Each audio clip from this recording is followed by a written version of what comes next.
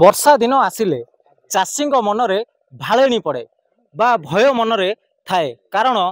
वर्षा आसिले हीराकुदर gate खोली थाए। हीराकुदर gate खोलले नयागढ़ भापुर करबर एवं माणित्री गाँव में चाषी मुंडरे चड़क पड़ थाए कहीं गेट खोलिया माने यही गाँव में प्रथमे पानी पशि थाए। जो चाष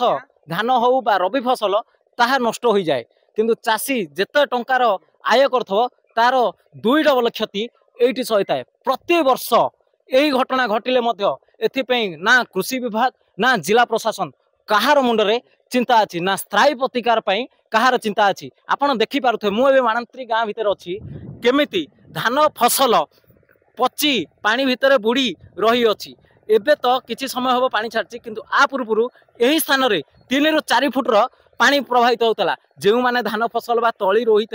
बा तली बिहन पके बोली बसते सी आज चिंतार बसी एठी मध्य आम पाखे किसी चाषी अच्छा चाषी की पचारि बुझिया तांकर दुर्दशा कौन कौन मौसा प्रति वर्ष आपण एमती दुर्दशा देखुं स्थायी प्रतिकार चिंता करुँच ना क्या अभियोग कर कौन कर अभियोग जी हूँ किंतु सरकार तो जहाँ दौरान किसी भी ना किंतु सी सहायता कानून ना आदिकी आ जहाँ तो आम हंतसंत हो सम्मुखीन सब वर्ष हंतसंत हो मरुचु आ कौन करिया ना हंतसंत हो प्रत्येक वर्ष एमती हैरान होउछंती। पानी प्रत्येक वर्ष आसुच एमती केते दिन लाखे पानी रहउची आपन फसल नष्ट होउची सर 10 दिन 15 दिन एमती पानी लगी रहउची किंतु फसल सब लस हो जाउची। एई थरक पानी जो आसिला केबे आसिला केते दिन हला अछि कोन कोन फसल नष्ट होइची सर ए जो पानी आसिला से आसिकी 8 दिन खंडे रहि जीवनी आ किंतु बायण कलरा बोदी जहाँ सब कखारु आदि सब लस हो जाए किंतु धान आदि की जो रुआ होता बुणा होता सब मिलगला तली जहाँ मारिकी रखी सी भी नदी में भासीगला नहीं नदी भासीगला पानी छाड़ला पर एटू किछि आदाय हबो ना हबो नहीं पानी छाड़ला पर किछि आदाय हो पारिबो नहीं सब तो मिल जाए आदाय हबो कोठू आ जहाँ आउ तो सीजन गलानी आ कौन करि परिबो पानी तो कटुनी आ रोइबु कोठी करिबु कियारी कहिते कियारी रोइबे केमिति पुणी करिबे केमिति एभली चाषी मुंडरे पशिथिबा बेले किंतु एथर कौन एठी जिला प्रशासन नौछंती बा को को गाँ एथि क्षतिगत से आसंत आउ जन चाषी मौसा अछंती हम पाखरे बुझिया मौसा ए जो बन्याटा आसीची एथि को को गाँ क्षतिग्रस्त अछंती एटा हमर हला माणित्री गुडुपड़ा बड़बर करबर पंचायत रु अधे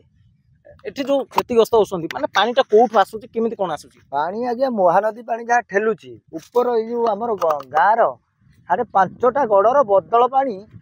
कालीगिरी रे संयुक्त होइकी महानदी रे मिशुची। सी जो वर्षा होगला लघुचाप वर्षा प्रबल वर्षा गोटे दिन 8 घंटा 10 घंटा वर्षा है से वर्षा पानी रे गहिरु बदल बुड़ी आइला तापर महानदी पानी जो ठेलीदेला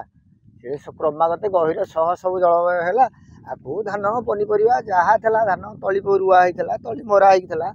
सब नष्ट हो गलानी आग पूर्व गोटे बढ़ी होता सी 5 दिन 7 दिन लास्टिंग करता एटा 2-4 दिन है धान फसल तो जीव कौन हम मौसा प्रत्येक वर्ष एमती समस्या भोगुंट कि स्थायी प्रतिकार क्या जन ना जन ना स्थायी प्रतिकार स्थायी एमएलए आर थर कथे रंजन पट्टनायक आसिक देखिकी गले कहले भाग्य को कह ए लोक हे समस्त देखा देखी करी कुआ को कर भगवान को आपत्ति करी बही ऊपर को हाथ टेकी कहवा कथा तो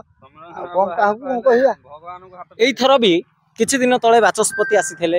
विधायक आसीथिले से माने कोन स्थायी प्रतिकार कहै देखिके जाइछिन आ कोन आइले हम कोन कहू से तो आइले गढी देखिले